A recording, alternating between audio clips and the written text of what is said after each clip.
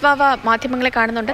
മുഖ്യമന്ത്രിയാകട്ടെ, പ്രധാനമന്ത്രിയാകട്ടെ, president ആകട്ടെ, ഗവർണറാകട്ടെ, ഇതൊക്കെ നമ്മുടെ രാജ്യത്തിൻ്റെയും ദേശത്തിൻ്റെയും പൊതുതലവന്മാരാണ്.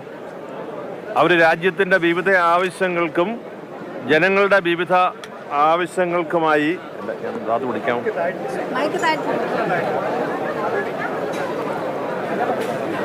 ക്രൈസ്തവ സഭ മേലധ്യക്ഷന്മാരെ പലപ്പോഴും വിളിച്ചിട്ടുണ്ട്, ഞങ്ങളെ സംബന്ധിച്ചിട്ടുണ്ട്. കേരളത്തിൻ്റെ മുഖ്യമന്ത്രി തന്നെ ഈ യാത്രയിൽ പല സ്ഥലങ്ങളിൽ മതമേലധ്യക്ഷന്മാരെ വിളിച്ചിട്ടുണ്ടായിരുന്നു. അവർ പലരും പോയി സംബന്ധിച്ചിരുന്നു.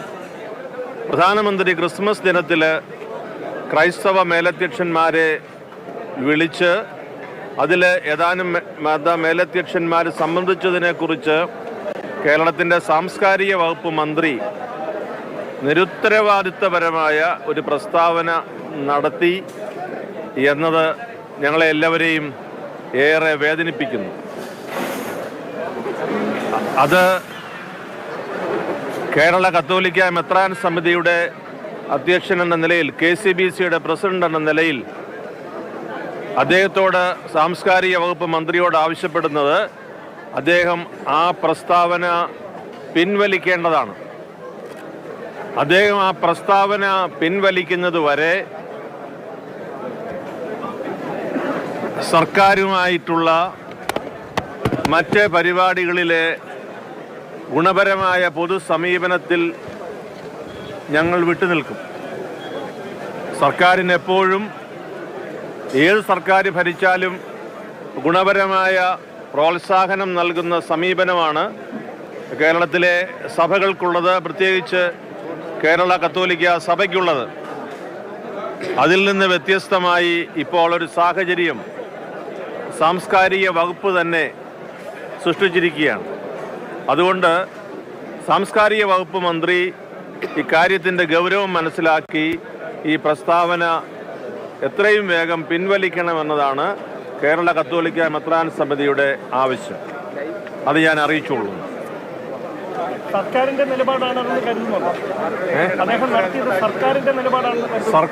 നിലപാടാണോ അല്ലയോ എന്ന് അദ്ദേഹം തന്നെയാണ് വെളിപ്പെടുത്തേണ്ടത്. ഞങ്ങൾ കേട്ടത് മന്ത്രി, സാംസ്കാരിക വകുപ്പ് മന്ത്രിയുടെ വാക്കാണ്. അത് ആരുടേതാണ് എന്ന് വെളിപ്പെടുത്തേണ്ടത് അദ്ദേഹത്തിൻ്റെ ചുമതലയാണ്.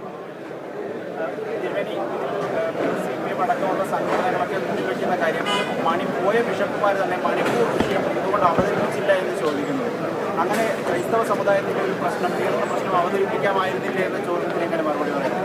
അല്ല, നമുക്ക് നാളെ കേരള മുഖ്യമന്ത്രി ന്യൂ ഇയർ ക്രിസ്മസ് ഒരു ആഘോഷത്തിലായി ഇവിടുത്തെ പൗരപ്രമുഖരെ വിളിച്ചിട്ടുണ്ട്.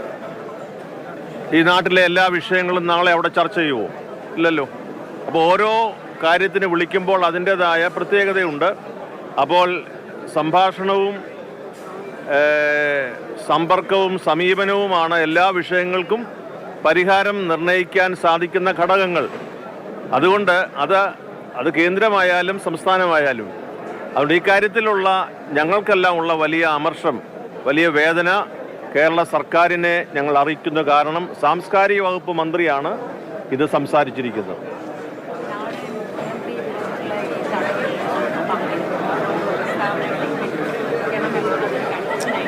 നാളെ